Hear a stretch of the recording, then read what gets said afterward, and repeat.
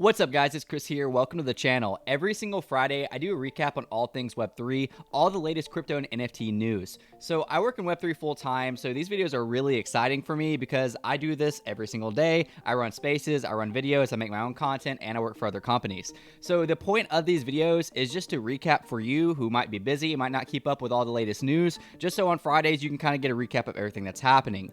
In this video particularly, I'm going to be talking about a massive sell. It was a CryptoPunk, and I'm going to be talking about some of the things that happened around it that were pretty interesting. I already made a full video on this, but I'm also going to touch on the Apple article where they're going up 30% and not allowing crypto, so what that means for the NFT space.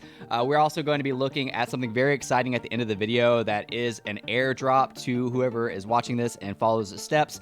All you have to do is just watch till the end of the video to be able to get that, and it is happening today, so congratulations if you're watching this video recently when it dropped.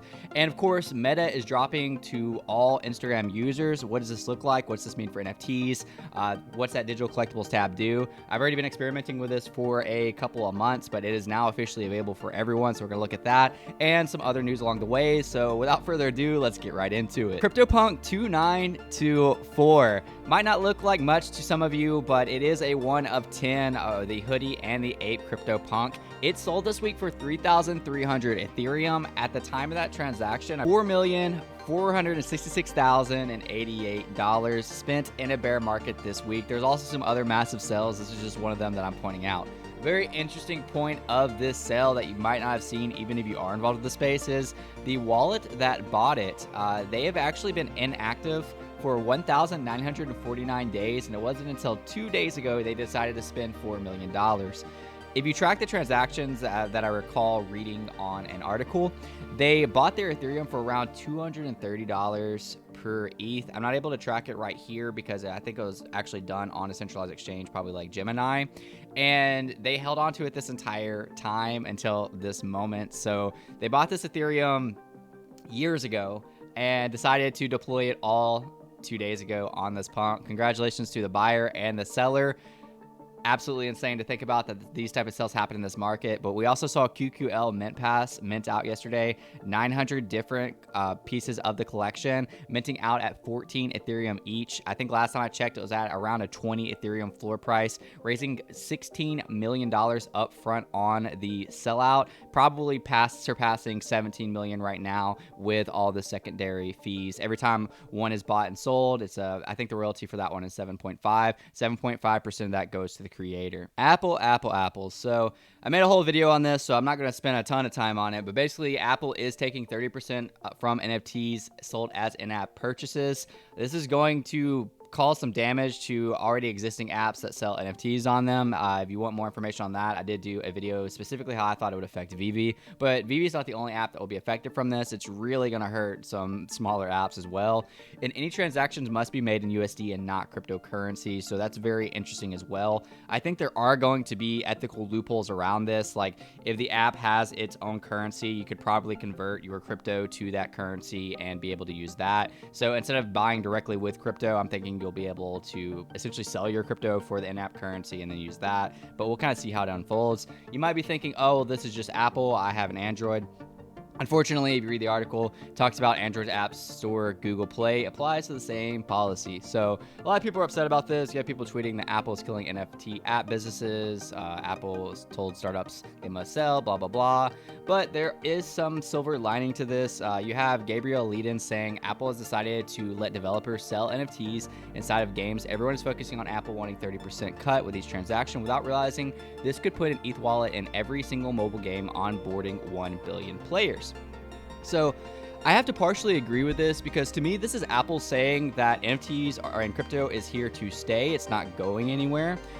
Even though it's pretty clear that they don't love it, they just now want a cut of it because they're probably hoping it was just a fad that would fade off, but they're accepting it. They're accepting that it's not going anywhere. It's the leading technology. This technology is here to stay for the upcoming future. So instead of dismissing it, instead of having nothing to do with it, they just want their cut. So that's exactly what they're doing. They're doing a steep 30%. The way that a lot of apps are going to avoid this is simply just not use them on mobile. I believe DraftKings already disabled their purchases on mobile to avoid these fees. A lot of NFT platforms are available on web apps, so people are just going to use web apps more opposed to mobile.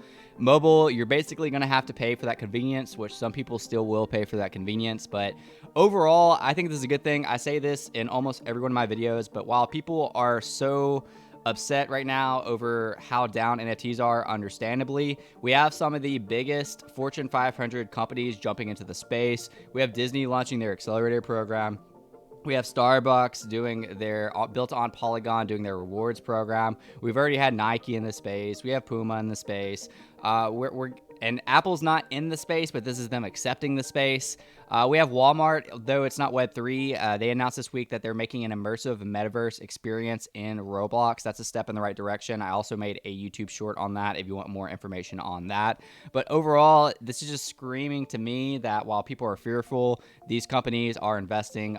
Speaking of which, we got the big news this week of Facebook and Instagram completely onboarding everyone to be able to use their NFT in-app features. So let's take a look at that. So I actually just started using my Instagram for Web3 as well. So if you're on Instagram, you want to go follow me on there. It's Chris Coffee ETH. It might show up as my actual name, which is Christopher Swivelt. Have fun trying to spell that or say that.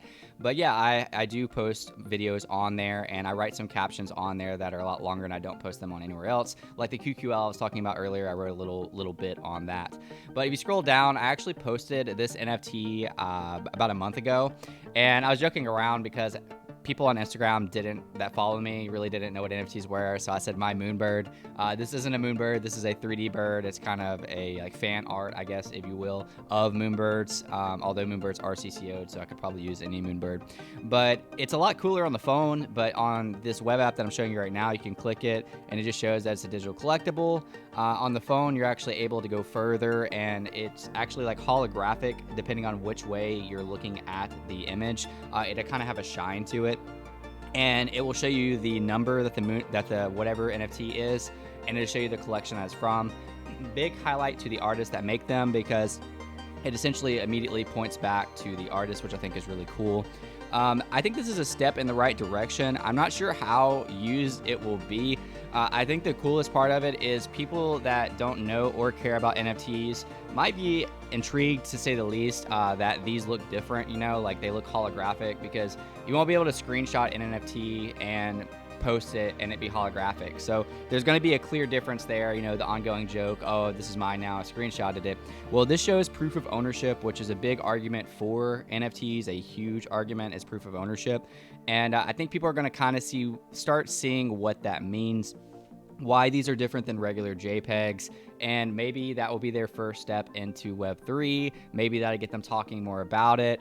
Either way, as I said earlier, huge Fortune 500 companies are jumping into Web3. Meta is no different. Meta sees that there's potential here. While I'm personally not a fan of Robinhood, because I was part of the GME movement that completely got screwed by them not allowing us to buy at certain times, only allowing you to sell, further supporting not retail investors.